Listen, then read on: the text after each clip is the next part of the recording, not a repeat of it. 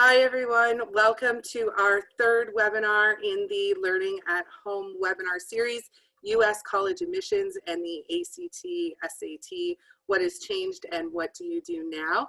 I'm just going to turn off our title slide here. There we go.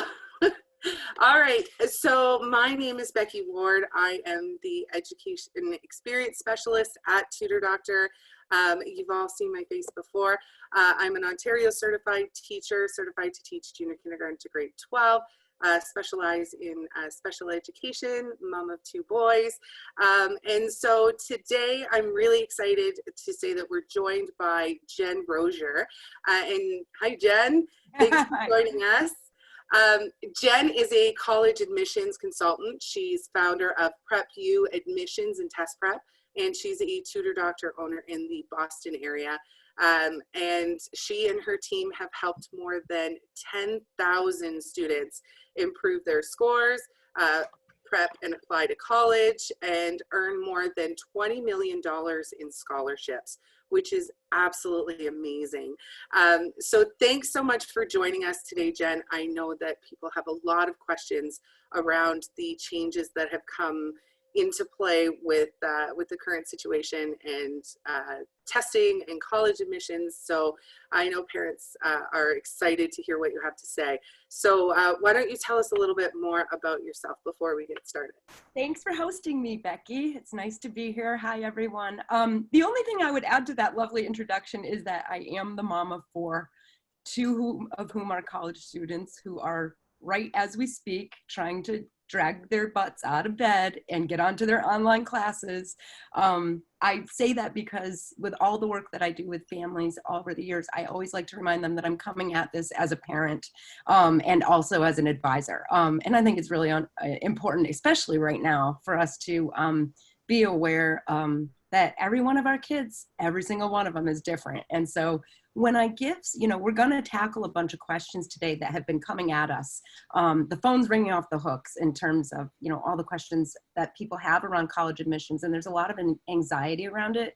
But I'll put answers out there, always with the understanding that every kid truly is different. So we'll give some general ideas and guidelines, but knowing that, everyone's unique. So we have to sort of think about each individual situation when we make real recommendations. Absolutely. I am a firm believer in every child is different. I see that in my own children. And my children are a ways away from college and university admissions right now. They're only 6 and 8, but it's definitely something that I have helped tutoring students with in the past, friends and family. So I know what a rocky road it can be, how tough it can be to make those decisions. And I know the parents have a ton of questions. And we did have some people who registered for the webinar shoot us some questions yesterday. So thank you to all of you that did that. We'll do our best to answer them live on the webinar here. We do have a chat box, a Q&A box. So if you have any additional questions as Jen and I are talking, please drop them into that Q&A section. We will be doing our best to answer all of them at the end.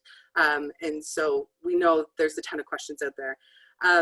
So let's jump right in, Jen, because I know everybody's anxious to hear what you have to say. So the questions that I have for you, these have actually come from actual parents and students who are unsure what to do now.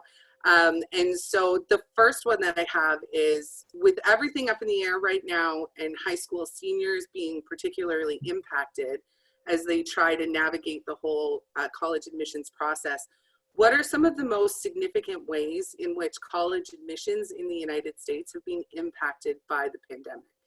Sure. That's a big one, right? And I'll keep this pretty broad. You guys are all doing your reading. If you're on this webinar, you're invested in this, right? And you probably have kids who are in high school. And if you don't, good for you. You're up on top of the curve. There goes one of my daughters. So the biggest issues, so I like to think about it in terms of graduating seniors who are finishing their high school right now, and I feel so badly for them. A lot of them are missing their graduation activities. Actually, in our small town, we're trying to organize a I probably shouldn't put this out there to the universe, some sort of activity. It's secret. So some sort of activity like a parade to honor them while being safe and maintaining safe distances. But in any sense, I'm really feeling for these kids. Biggest issues for graduating seniors is that it's time for them to make their final decisions. And I know you guys, parents out there who are trying to make those final decisions with with your kids, you can't go visit the schools. You can't go have your final visit where you get to accepted students days. And it makes it really tough. The good news is you all may have heard, if you are families of seniors, parents of seniors, that the typical decision day of May 1st, the deadline date by which most students have to decide where they're going and put in a deposit, many schools are extending that to June 1st, but not all. So my advice on that one is make sure you check with your schools individually. They should have reached out to you, but if they haven't, please make sure you check with them. But just, continue to get them to go on to the social media groups or sites for each one of those colleges. You can get a real flavor for the students there, especially the student sites. Do those virtual tours, and don't be afraid to talk to current students. Get in there and start networking, because that's the best you can do at this time.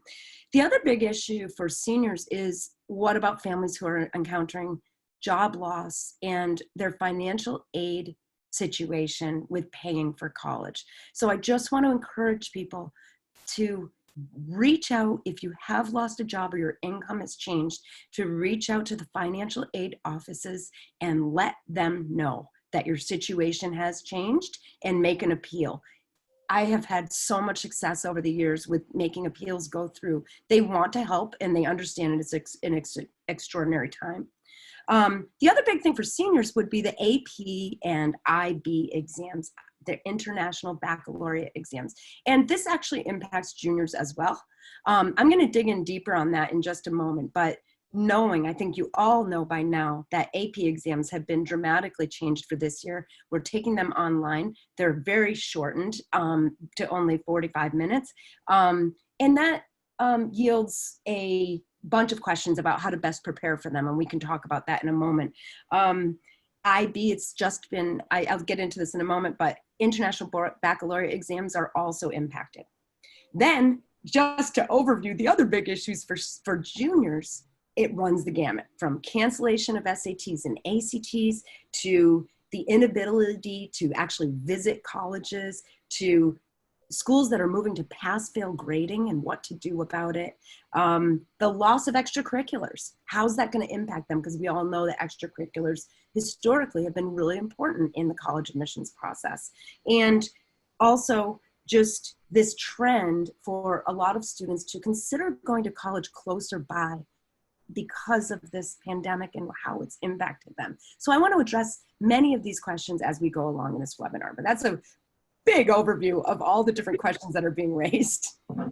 No, that's perfect. And what I'm hearing you say throughout that response, and I think this is important to call out and for parents to really understand, is that colleges and universities, they get it. They understand that students are in an unprecedented situation, that we're all trying to adapt, that we're all flying by the seat of our pants trying to figure out how this is going to work, and that they want to work with you and your student in order to make it as easy as possible and to solve all of these problems.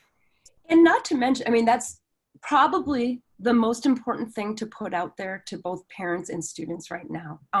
So I will underline that.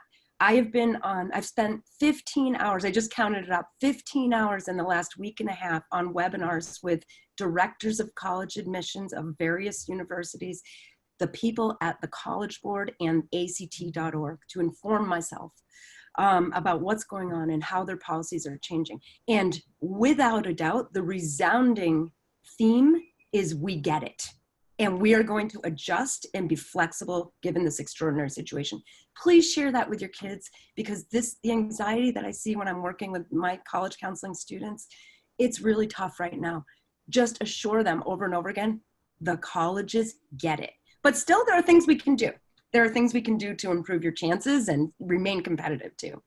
Absolutely, and I think that's a big note is that, I mean, college admissions and testing, it's always an anxious time for students, and more so right now, but to know that the schools are doing everything they can to help, I think that really helps to lessen some of that anxiety for students. So I think that's a good thing to call out, and it's a good thing for parents to relay to their students as well.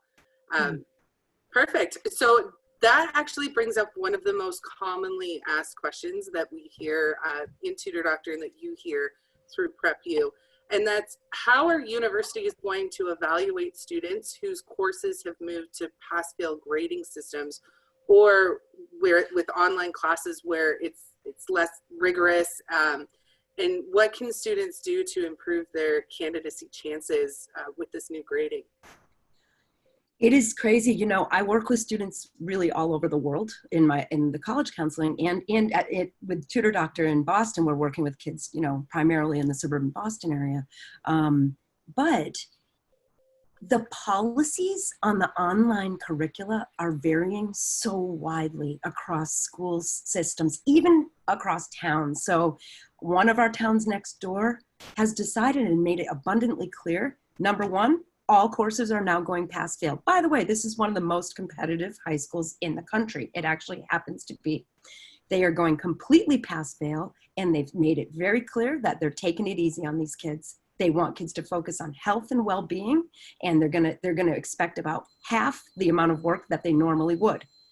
The next town over, or one of my clients in a different, either the next town over or in another state, we're hearing that they're maintaining their graded scale, you know, an A to D scale. Let's not hope for F, the A to D scale, and they are maintaining the level of rigor that they would have encountered. So this is tough from a college admissions standpoint, right? How do we compare apples to apples when it's really apples to oranges? And that's why, and we'll talk about testing in a moment, but that's why testing has always been such a great equalizer in some ways, that it was one way for us to compare applicants across states, across different curricula, across the world, and compare them fairly. That can be up for debate for a variety of reasons, but that was the intent of these exams, right? So now all of a sudden our curricula are all over the place as well. And so what can you do about it? Okay, so the number one thing when I'm talking with my college counseling students and also my own kids is starting with, how are you feeling right now? Okay, some kids are bored. If I hear the word bored, that tells me, okay, I have the red, you know, like the green light to at least suggest a few things. If I hear, I don't know, or I don't know, it's fine, or I'm a little stressed, but that means, you know what, now might not be the time for me to layer on a couple suggestions to make them more competitive in college. So let me give you an example. What we're finding when I'm listening in on all these college admissions talks and webinars with the directors of admissions, like I told you, we're hearing a theme. They get it that you cannot control how your school is designing curricula and handling online. There are things you can control and there are things you cannot control. And this is what I'd share with all our students. You can't control that your classes went to pass-fail. What can you control? You can control how you interact in that class and how you handle it, the level of diligence that you put toward it, regardless of whether it's pass or fail. You can control how interactive you're going to choose to be if you happen to be lucky enough to have live classroom time with your teacher. You can be that kid who actually asks a question, because trust me, when I'm trying to teach a class online and it's like, you know, asking people questions and no one is raising a question, there's nothing worse. So guess what? If I have a teacher, or if I'm a student who just throws the teacher a bone and asks a question, I'm going to remember that for two reasons. One is, thank you. And the second one would be, this kid cares. And why is that important? Well, obviously it's important even if it's pass-fail grading. It's important too because teacher recommendations this year are going to be much more important than they ever have been before. So kids, if you're on this one, listen closely to me. Pay attention, give it your best effort, even if it's pass fail. And remember that your teachers, think about who's going to be that teacher who's going to remember you in this time where everything's shaken up, right? Who's going to remember that you gave it everything. That's a really strong recommendation I can make to you guys right now. What else can you do? So Wendy Chang from Harvard recently was talking about what else is going to matter in college admissions when curricula are all over the map or when pass fail is happening. And I'll actually, I jotted it down for myself. So let's say you were planning to take a summer program. You were going to be lucky enough to take a cooking class this summer, and it was all planned out, and that was going to be your interesting hook or a reason that the school might be interested in you or the colleges. But guess what? It's been canceled. And you know what Wendy said was she'd give a ton of credit to a kid who was able to pull off something like coming up with her own cooking lessons in her own home and videoing herself and teaching herself something. So students and parents, again, I want to go back to this. In my college counseling, I'm not going to try at this time to layer on extra responsibilities for a kid if they're not ready at this moment. But remember this, that you can be thinking though, what can I do to make an impact in my community, to make an impact for myself, to feed a curiosity that I've never had time to explore? What can I do that I could eventually tell that story down the line? I'll give you one last example on that. I was working with a student the other day who had started a really cool STEM club for middle schoolers, totally volunteer. She just came up with it. She was doing cool science experiments for a group of about 20 middle schoolers on a biweekly basis. And all of a sudden that disappeared, right? And the kids, I think, are a little sad. So we were just talking about, I gave her a few weeks to adjust. I asked her how her workload is and can she bring this on to her plate to bring this, the STEM club back to an online environment or not. And she said, she was great. She said, I need another week or so, but I think I am ready to bring this back online. There's an example of a story we can tell in our college admissions applications eventually, right? And so that's the kind of stuff I'm talking about. And that's what still can set you apart. So recapping, diligence in your classes, regardless of whether they're pass fail. Getting involved with something that you actually genuinely care about, whether it's your own intellectual curiosity or an extracurricular that will make an impact in your community. And then the final thing I would add is, if you are a really high achieving student, you may consider taking an online supplemental course for a letter grade and for course credit. Only if you're able to handle it and you're able to add more courses to your plate. Wow, that's great. That's great advice for parents. What I hear you saying is, first and foremost, take your students' mental health and ability into consideration. We don't want to add more stress to ourselves or our students in a time when we're all just struggling to survive and get by. And so I think that's a really key piece of advice for parents to take in. Is our students can only do what they can do. And so if your mental health is good, you're doing well, then find those ways to go above and beyond, make a difference, and make yourself stand out. And those will all be impactful in your chances of getting into the college of your choice. Absolutely. Yeah, no, that's great advice. Thanks for sharing that, Jen. Now, I know we do have a few international people joining us on the webinar. I did get an email from somebody as well. So I do want to ask a question about international students. And in particular, what do international students need to consider? What's happening for them now? This is a hard time. I'm going to be honest. For those who are seniors and were intending to enroll in the university in the fall, this may be a really hard time for you for two reasons. One, visas have been halted for now, for the time being. Let's just remember that everything's for the time being, right? So if you haven't already secured a visa, then for the time being, they're on hold. What's some advice we can give? Many universities are offering deferring your enrollment to like a whole semester or even a whole year. So, right? So if you've been admitted and you're planning on attending in the US, and if you can't get that visa, or maybe you're nervous about going that far away at this time, I get it, right? But just remember, there are lots of things you could do. You could take a gap year and then reach out to your university and find out if they will defer your enrollment for a year if necessary.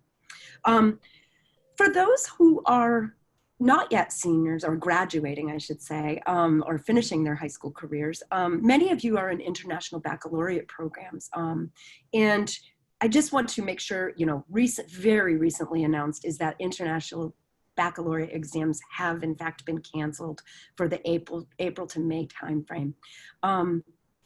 That sets off a lot of alarms for students, and it makes people pretty anxious. But the good news is, and we're going to share a resource after this, we'll email it out to you, that really outlines all of the policies. But the good news is that evaluations that would have been done through the examinations that are canceled now are actually going to be based on coursework performance.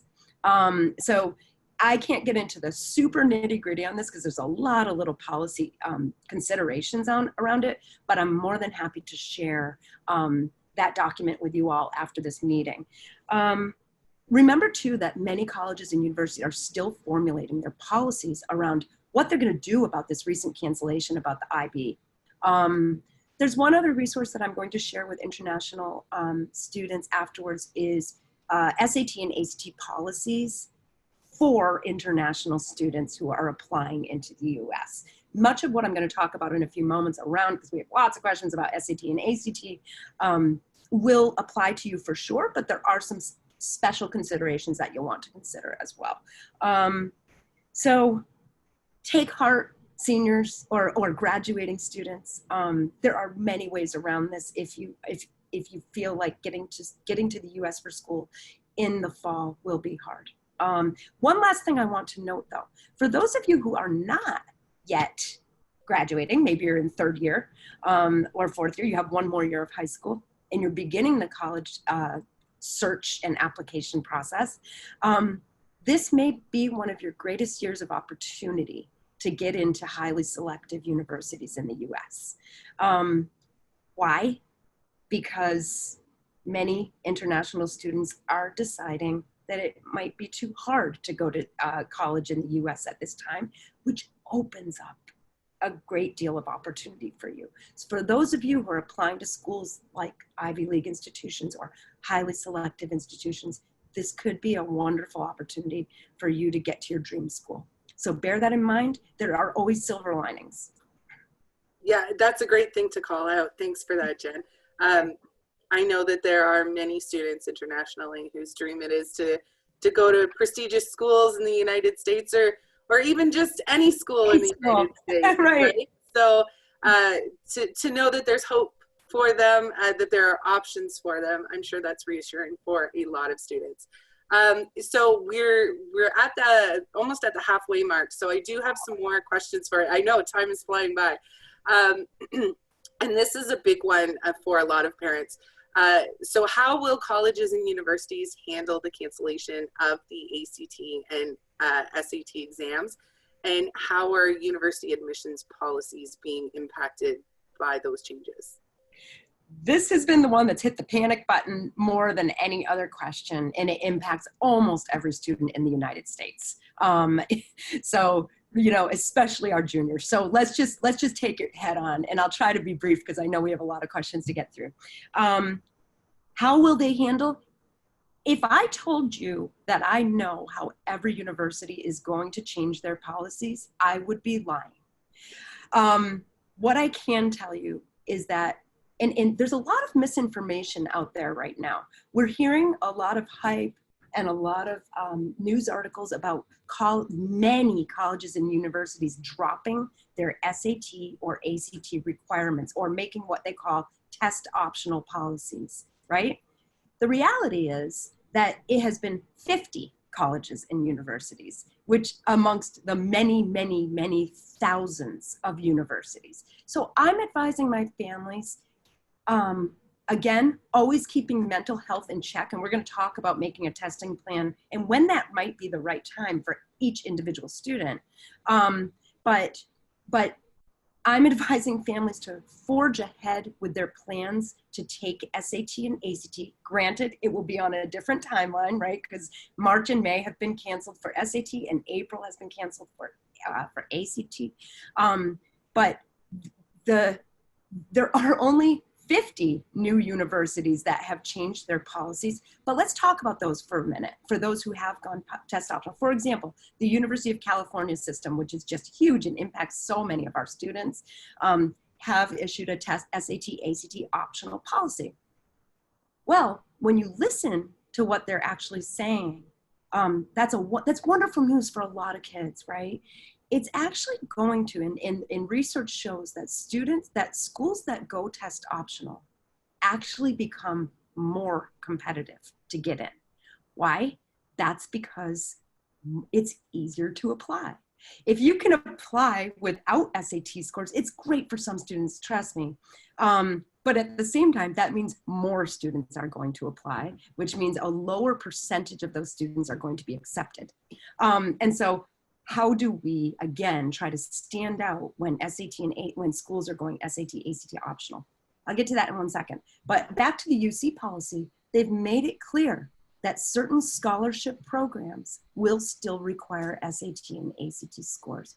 So and UC is just one example. My advice to you all, if you already know where you're applying, most kids don't at this point in their junior year. They're just still figuring out their college lists. And it makes it even harder right now. But so if you absolutely know where you're going and every single one of those schools is test optional, I would still say read the fine print, please, because so many scholarships still will require SAT scores or ACT scores, and specific colleges within universities like engineering programs, nursing programs, and business programs may still require SAT and ACT scores.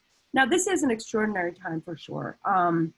Now, the question really though is, again, I don't have a crystal ball. Colleges and universities are changing their policies daily and making decisions about whether they will become test optional. Another trend is many universities are going test optional only for this year. Some are doing it for a trial period of 3 years. So my advice to sophomores, actually, believe it or not, for my sophomores, again, that magic question, are you bored? If I have some sophomores who actually don't have enough to do right now, believe it or not, some grade 10 students, this might be a decent time to begin preparing. And again, that's on a case-by-case basis, but this is an opportunity as well. Finally, what I'll say is how this will impact SAT and ACT optional policies, how this will impact the decisions that colleges have to make, choosing and selecting their applicants.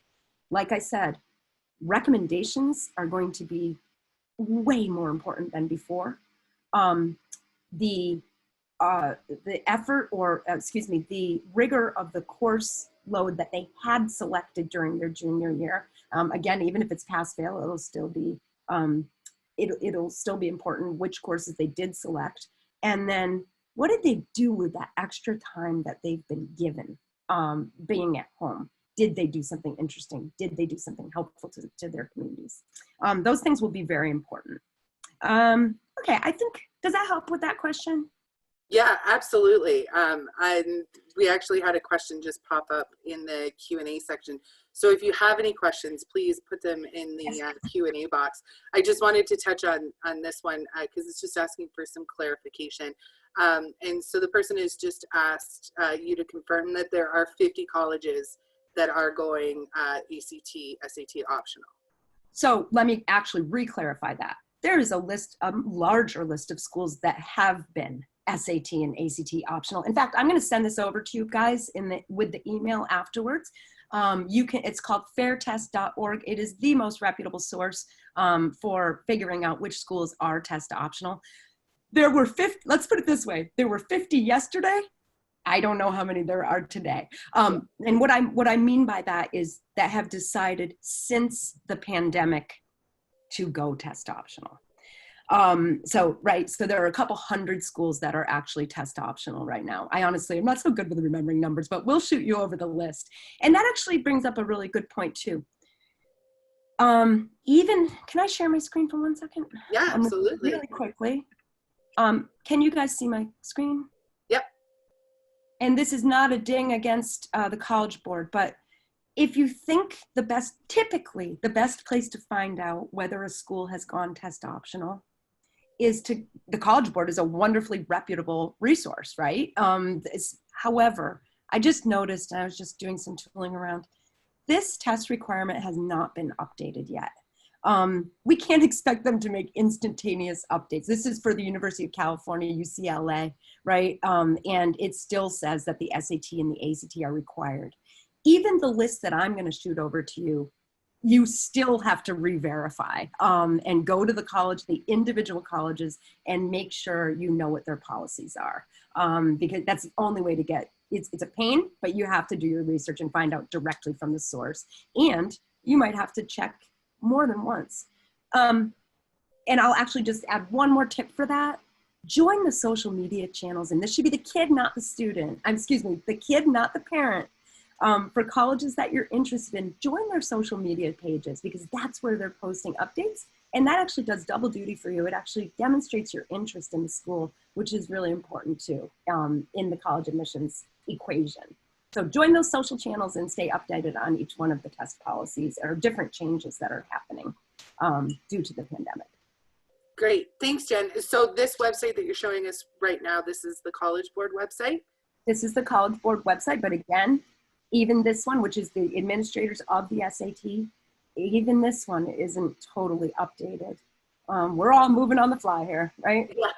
So maybe parents can use this to get a general idea, but go directly to the school as the source to confirm the information that we see here. You go to the admissions tab on any, in fact, I'm sorry to interrupt you, but if you just Google COVID-19 updates, UC Berkeley, you'll find a page where they'll have all of their policy changes for each university, really. Thank you. That's a perfect tip. And we'll send out this this College Board website link as well in the resources afterwards, so you can check it out yourself. You don't have to furiously try to copy down the website right now. So wonderful. Okay, so do you have anything else to show us on your screen here, Jen? Oh, no, I'll stop sharing. Thank you. Oh, okay, perfect. And so you did mention about making a list of colleges. So that brings up another question that we have been hearing quite frequently. And that's, how are students supposed to make a college list without ACT, SAT scores and without being able to visit the campuses? Yeah, it's really hard. This is what we do. You look at your grades, you look at the rigor of your courses, you look at, if many schools have a tool called Naviance, not all schools have this.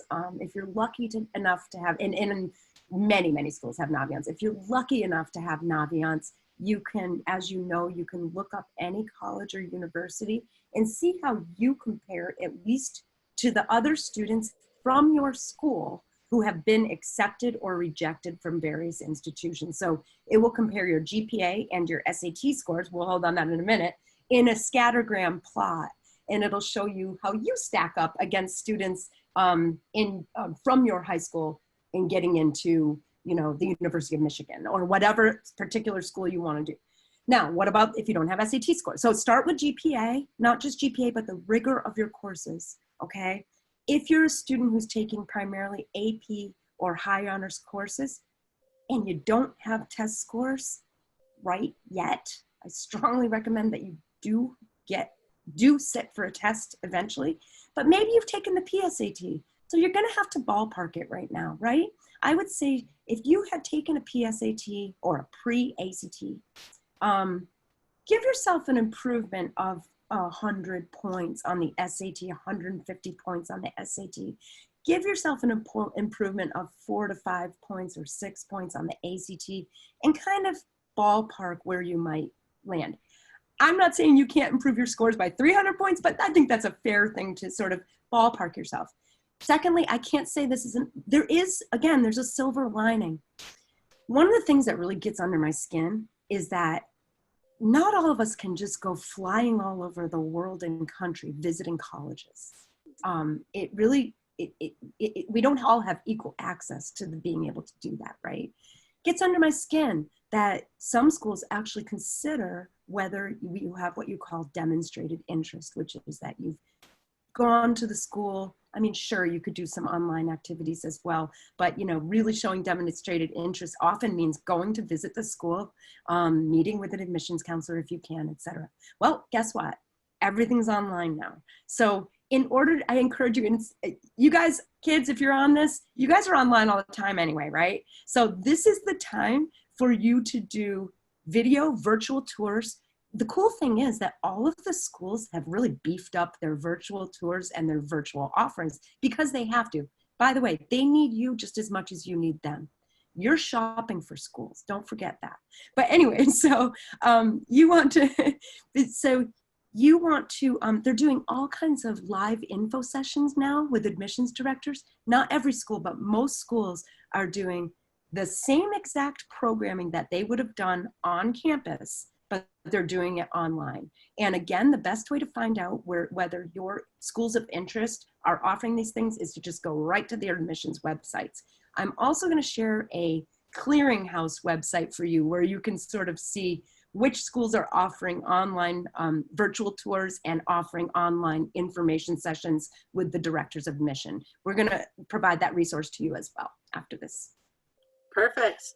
Thanks so much, Jen. And I just want to remind people, if you have any questions that we haven't touched on yet, please drop them into that Q&A box, and we'll take some time to answer those at the end.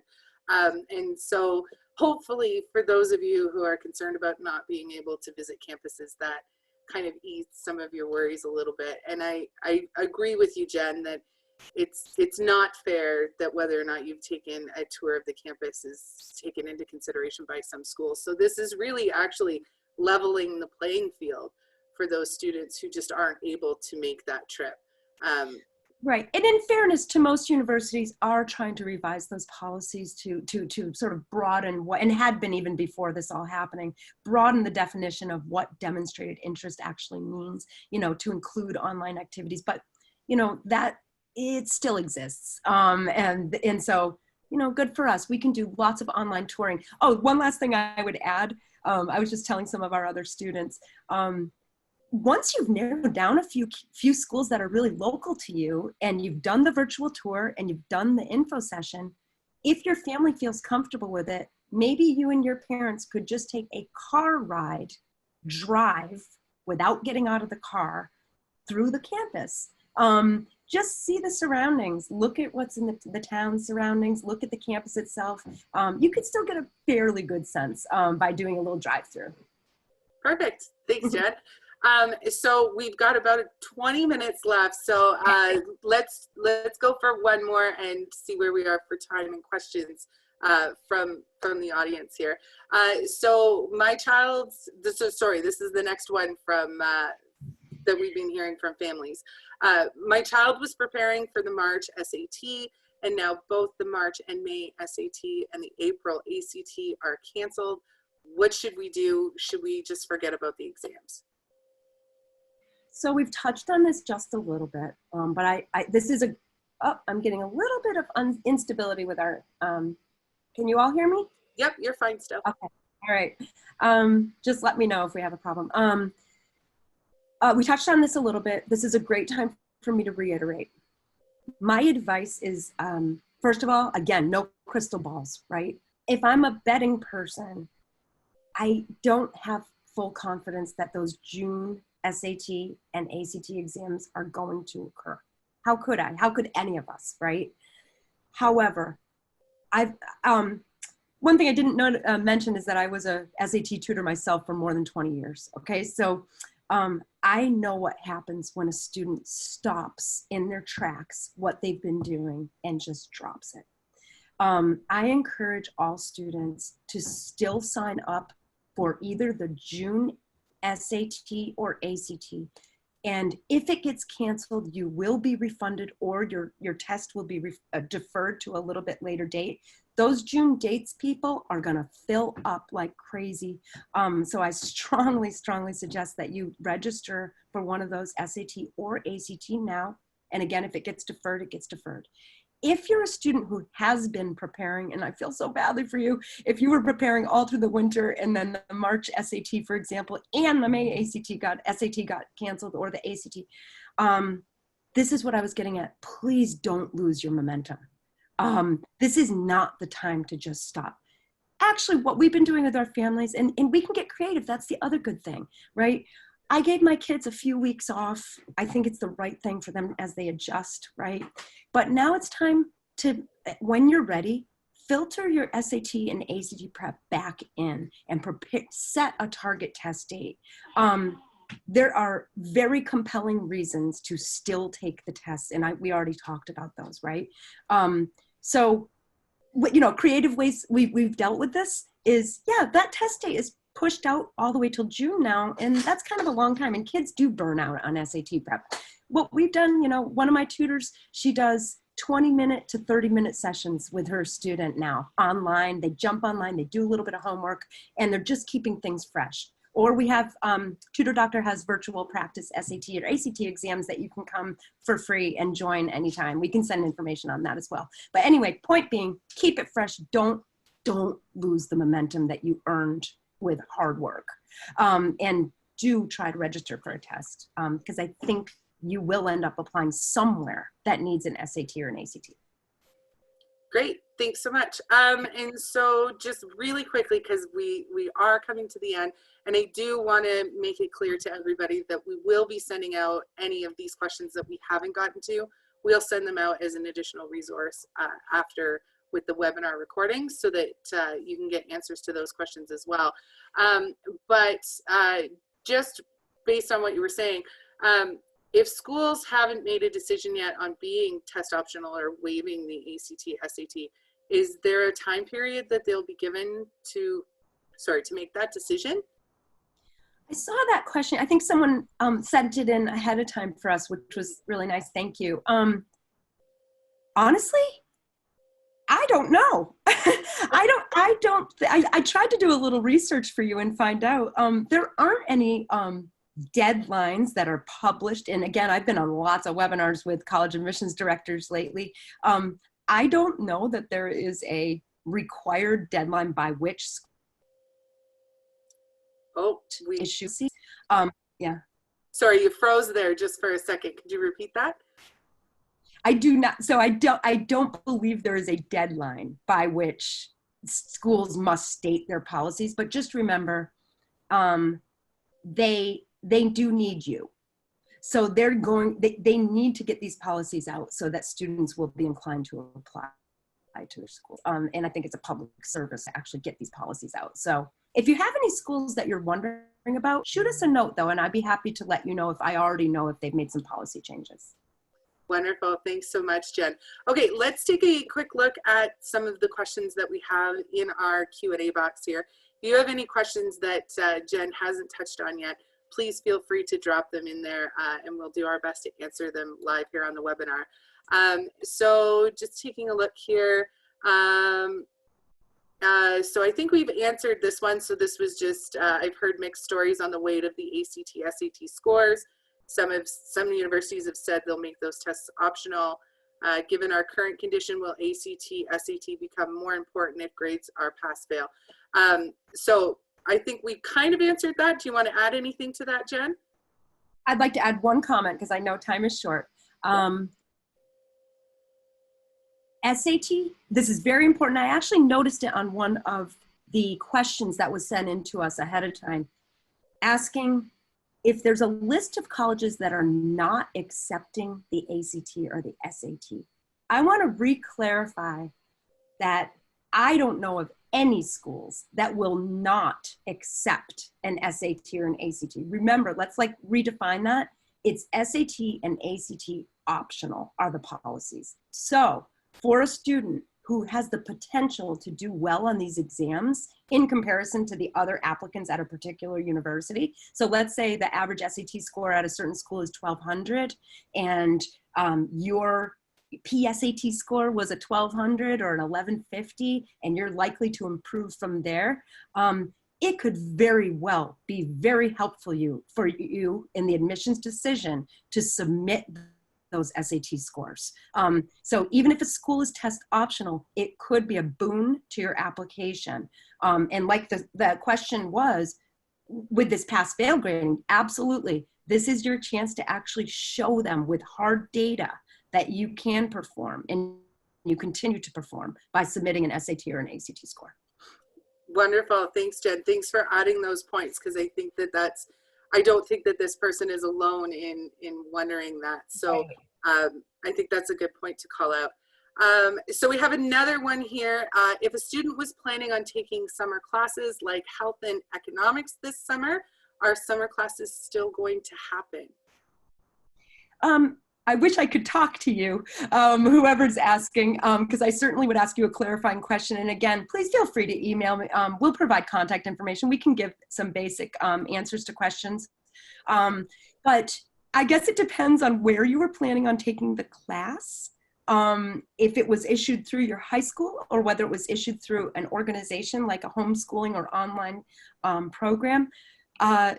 It's hard for me to answer that question, but I would encourage you, if any of your classes that you had planned on doing were canceled, find an online alternative. There are amazing, I have some of my students right now registering for very motivated students registering for some online courses, and they're so excited because they can do courses that they've never had time to do before. So even if it's during the summer, I encourage you to find alternatives to whatever, if something gets canceled, that you're going to participate in. Perfect. I think that's a great answer. And for those of you that do have very specific questions relating to your child in particular, and you're looking for guidance on that, with the additional resources that we will be sending out along with the recording after the webinar, we do have a free SAT, ACT planning consultation offer for you. You'll actually see in your browser window that a website popped up with more details on that. If you missed that website and you've accidentally closed that browser, don't worry, we will send on those details and links to you after the webinar. But it's definitely worth checking out and taking the time to have a discussion about those specifics and get some more personalized advice and planning in place. So it really is personal. That timeline is very personal. The decision on how to do testing at this stage is very personal. So absolutely, I think it makes a big difference for your student to have a plan mapped out that meets their specific needs. Yeah. Okay, so we have a few minutes left. Let's take a look at some of the other questions. Are there any are there any colleges that are talking about college students not returning until second semester of next year? Unfortunately, yes. I've heard some rumblings about schools that are considering postponing the September start. That brings up a slew of questions for both, especially the graduating seniors. And yes, there are rumblings. I don't know a lot that I know of. I don't want to misspeak. I know of like a couple that have not formally put out there that they're going to be postponing for September, but I certainly have heard some rumblings. I think the considerations there for you guys are, they will certainly, I can't imagine that schools that don't offer September enrollment, I think the majority of them will offer the opportunity for you to defer your enrollment to January. So this could be an opportunity to do something like a gap year experience. It could be an opportunity to stay home for a semester and take classes at your local community college. There's a lot of different ways to skin the cat, right? So it's not totally the end of the world, or you'll decide that you'll just take these courses online. I know, like I told you, I have 2 college students home and they are really disappointed and bummed right now that they're missing their spring. But You know, there are a lot of different, again, there are ways to take advantage of situations like that. That's my long answer to the short question. Yeah, no, absolutely. I think it's a great one. And I think reminding students to make the most of the situation is a great idea, because I mean, really, it's, if you do decide to defer your enrollment because they aren't offering in-person courses till second semester, you have the opportunity to really build some good life skills, have some different experiences, you know, all things that you can bring with you when you actually do start your college career. And I mean, we can speak from experience, having gone through the whole college university process as students, that sometimes those life experiences, they make all the difference in your ability to be successful. So definitely make the most of the situation. I think that's a good bit of advice. Okay, so we have time for one, maybe two more. And if we don't get to your question now, please don't worry, we will answer it and send it out as an additional resource later. So this one is, would it be a good idea to contact your school of interest and ask them directly about any admissions questions that you have? Absolutely. You may find that a lot of admissions, and again, as I've been meeting with a bunch of admissions, a lot of them are working from home. A lot of them are only doing email communication. And so, but that's why another great reason to join those social media channels. I put a question out there to a gigantic university yesterday, UMass Amherst, and they said in their response email, it might take us 8 days to respond to you. Go check out our Facebook page. And I did, and I got an instant answer to the question I needed. So that's a great way. But if they pick up the phone, good for you. And yes, I would absolutely reach out. It serves two purposes. One, again, it shows you care and you're interested in the school. And two, you'll get your answer. Yeah, perfect. Thanks, Jen. And I think that having to use alternative forms of contact is a common thing right now. Right. So thank you for pointing out that phone call might not be the best option right now, but definitely check out those online resources as well. Okay, so one more before we go. What advice would you have for a student who's not a strong test taker?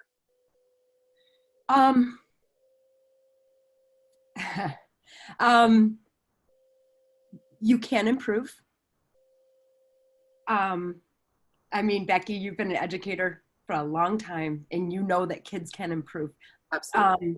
However, so it's hard for me to answer this question without understanding the context, which is why we'd be happy to, help you on an individual basis. If your student has prepared and not seen score gains, that's a different animal from a student who is historically not a strong test taker and hasn't actually put the big, the great effort into it. I'm going to just tackle this with, let's say the kid actually did prepare and still doesn't have the scores that he or she was hoping for. We find that students absolutely improve the second time they take a test, an official SAT or an ACT, with the right instruction, tutors, guidance, strategy, especially. A student will be very likely to improve their scores. If they're still too low though, and you are done with this testing thing, I get it. Like I told you, I mean, I've got 4 kids. There's a time where they hit the wall. And if you're done with testing, the great news is that there are plenty of test optional SAT and ACT test optional schools that you can apply to. But in that case, I would encourage you, she or he has got to put the best possible effort into classes and supplemental extracurricular activities to make you shine in your college application. Perfect. Thanks, Jen. And so this person in particular, I don't want to call you out by name to protect your privacy, but you know who you are. You've put in quite a few questions that I feel you would really, really benefit from having a conversation about planning for all of this. So please reach out using the web link that's in your browser, or the web page in your browser, or the link that we send out after the webinar with the recording. Reach out for your free planning consultation. I think it will really benefit you and your student. And same with anybody who's posed questions here. So we're pretty much out of time. We've only got just a few minutes left. So Jen and I will, well, Jen more so because she's the expert, will craft some responses to those questions that we didn't have an opportunity to answer here live on the webinar. And we thank you all for joining us and for posing those questions, because as we said, we know that this is it's a new experience for everybody, parents and students. You're all feeling the stress. I think the biggest things to take away from this conversation with Jen today is mental health first, right? Consider the needs of your child. Make sure that everybody is happy, healthy, and well before you start stressing about anything else. We've got enough on our plate right now. And the other big thing is to keep in mind that universities, they know, they understand, and that they're doing everything that they can in order to help your students and to make this process easier. And then the big thing, the third thing would be that we're all figuring this out, universities and colleges included. So everybody's kind of flying by the seat of their pants. So keep checking in with those schools. Keep your eye on the policy changes, the different strategies that they're putting in place to deal with this. Keep up to date because things are changing daily, right, Jen? Absolutely. Absolutely. Just keep up to date, get into communication. And I love what you just said, Becky. There is nothing more important than letting our kids know that there's a way and that it's going to be okay. And if they need time to adjust, we will adjust. The schools will adjust. And there's always a way, and there's always a place for them after high school. So. Absolutely. I think that is a great point to finish on, Jen. So thank you everyone for joining us. Thank you so much, Jen, for joining us. And, yeah, and thanks for answering these questions for parents. I know that everybody's kind of not sure what's going on right now. So I hope that your words had a calming effect on people and help them kind of start to figure out how they're going to sort through this. As we said, there is an offer for a free SAT and ACT planning consultation. So you should see it in a browser window that opened up when you opened up the Zoom link. But if you have missed that, don't worry, we'll be sending it on with some additional resources and the answers to the questions that we didn't get to, along with the recording of the webinar at a later date. So the very last thing I would just love to add is that in that planning consultation, because I know what we didn't get to address was around AP exams and SAT subject tests. We just ran out of time, but our experts are absolutely able to answer questions and map out a plan for you in terms of whether you should take AP exams, subject tests, etc., in the context of all this craziness. So thank you. Yeah. And we will address those questions in the additional resource that we send along as well. So if you came for that, not to worry, you will get answer to those. So thanks again, Jen, for joining us. Thank you, everybody who attended, for joining us. And everybody stay happy, stay healthy, stay well, and remember that we're all in this together. So we'll talk to you next time. Thanks again, Becky. Thank you, everyone. Have a great day. Bye, Jen. Thank you, everyone. Bye-bye.